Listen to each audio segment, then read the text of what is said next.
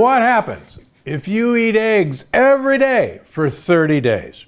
Well, if you've read my books, you know as a general rule, the less animal protein you eat, the better. So let's go into the problems with eating eggs every day for 30 days. First of all, let's talk about insulin-like growth factor 1, IGF-1, and animal protein correlation. So first of all, what is insulin-like growth factor 1? Well, insulin-like growth factor, as the name implies, is a growth hormone, growth factor, and it looks a lot like insulin. Now, most of us produce insulin-like growth factor, and we should. In fact, up until the age of 40, we, in general, produce a lot of growth factor because we're growing. After age 40, however, our insulin-like growth factor should decline. Why? Because if you look at super old people, late 90s, early 100s, in my practice and in other practices, they tend to run very low insulin-like growth factors. And if you look at people who have low insulin-like growth factors, they have a very low incidence of cancer development, as opposed to people who have a high insulin-like growth factor actually have a very high rate of cancer development. And it makes sense. Growth factor. As we get older, quite frankly, there's nothing in us that we want to grow. There are really three factors that influence our level of insulin-like growth factor. One of them is the more sugar we eat or things that turn into sugar, the higher our insulin-like growth factor goes. But the second is the more animal protein we eat, and that includes eggs, the higher our insulin-like growth factor goes. The third factor, which I talk a lot about in Unlocking the Keto Code, is the more time-restricted eating, intermittent fasting we do, limiting our eating window to about 6 to 8 hours per day, the lower our insulin-like growth factor. And as I talked about in one of my earlier books, St. Louis University in St. Louis, Missouri, has a big nutrition center where they've studied calorie-restricted individuals. And this is the Calorie Restriction Society, where in general they eat 30% less calories per day than normal in an effort to live a long time.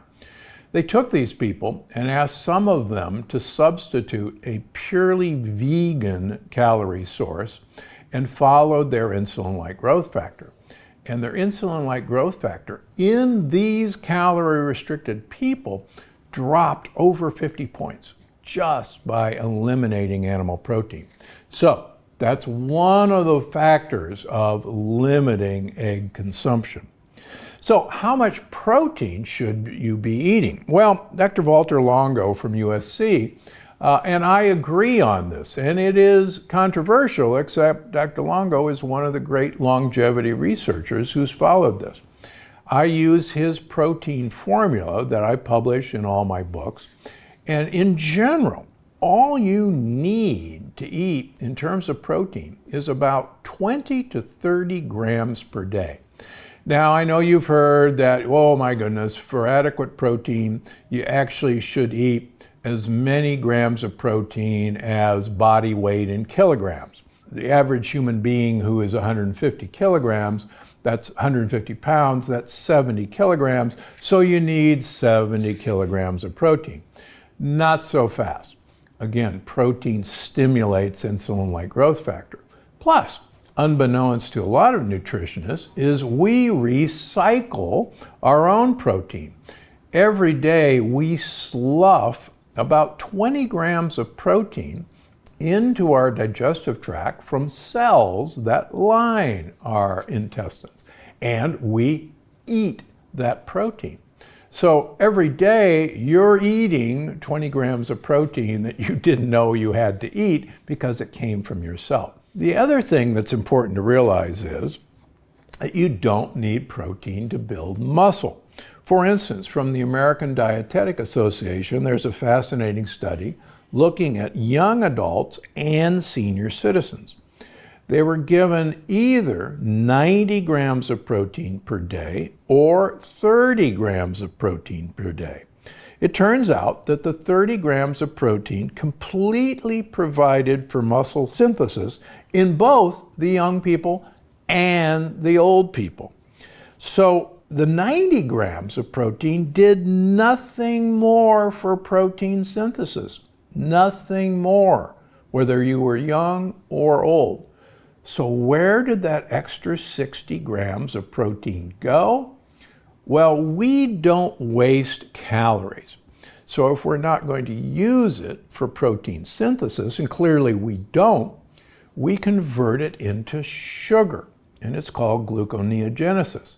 And guess what that sugar does? It becomes fat. So you're fooling yourself into thinking you need more protein. Now, there's one thing that Dr. Longo and I do disagree with. He thinks that after the age of 65, you need more protein in your diet. And he's right, but he's wrong. The reason he's right is if you look at senior citizens and look at their protein requirement, it appears that they need more protein. But what that doesn't take into account is that normally we have a surface area for absorbing nutrients of about the size of a tennis court. But because of damage from our diet, particularly from lectins, senior citizens have a surface area of a ping pong table. So naturally, you would have to have more protein that you ingest to get absorbed through that ping pong table. And what I've shown in my patients is I reduce their protein, but take away their lectins, and their total protein and their albumin, which is how we measure protein in humans, actually goes up, lowering their protein, but taking away the lectins. So it's the damage that's been done the older we get because of the foods, not the fact that we need more protein. Dr. Atkins, this year I turned 72, which is the age that Dr. Atkins died at. Dr. Atkins was a cardiologist. He was originally a high-fat doctor. He got into so much trouble with the American Heart Association that he morphed into a high-protein doctor, because what's wrong with protein? Unfortunately, if you watched him through the years, he actually became obese from eating a high-protein diet because he was taking that extra protein that he couldn't use for protein muscle synthesis and turning it into fat. And that's really one of the sad legacies of the Atkins diet. All right, so to answer the question, is it okay to eat eggs every day for a month if you are very careful to limit your protein consumption, especially animal protein? So 2.5 eggs meet your entire protein needs every single day. So if you wanted to get all of your protein from those 2.5 eggs, be my guest. But you should view those eggs as a way of getting other nutrients into your body, particularly olive oil. If you go to Crete and ask for breakfast, they'll bring you a bowl with about 1/2 inch of olive oil with 2 lightly poached eggs. And they give you a spoon, and you stir those eggs into the olive oil, and you basically have an olive oil and egg soup.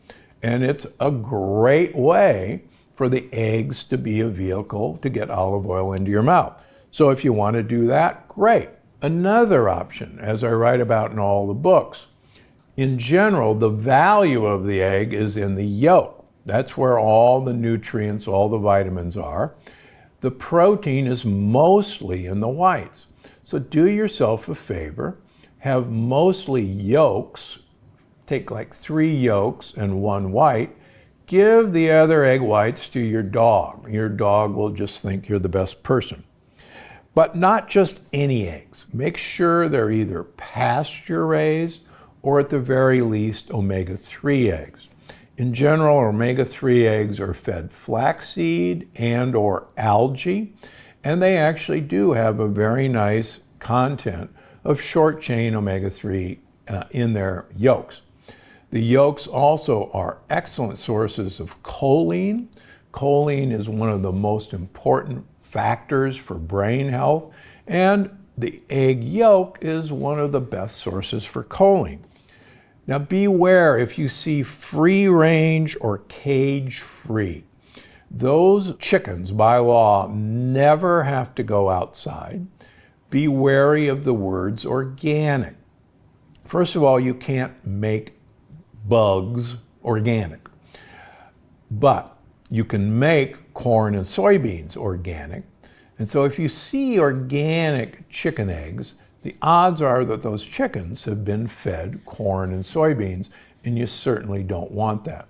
Unfortunately, I have a number of patients with autoimmune diseases where it was the organic chicken eggs that was part of the problem in causing their leaky gut. Instead of eggs for breakfast, try some alternatives. Most store-bought yogurts have tons of sugar, so buyer beware. Most store-bought yogurts, even Greek yogurt, contain the wrong protein called casein A1. Get yourself some plain goat yogurt, get yourself some plain sheep yogurt. If you want it sweetened, buy some allulose. Allulose is a true sugar that has no calories, that is actually a prebiotic. So you can get the probiotics from yogurt, mix in some prebiotics, and you're good to go.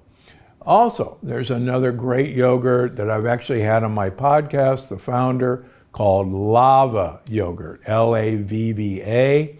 It has pili nuts and coconut, and it has a generous dollop of prebiotic fiber from green banana already in the mix, and it has living bacteria by certification. It's a great option. Look for it in most Whole Food stores. Have some popped sorghum cereal with coconut milk, but please make it the plain coconut milk.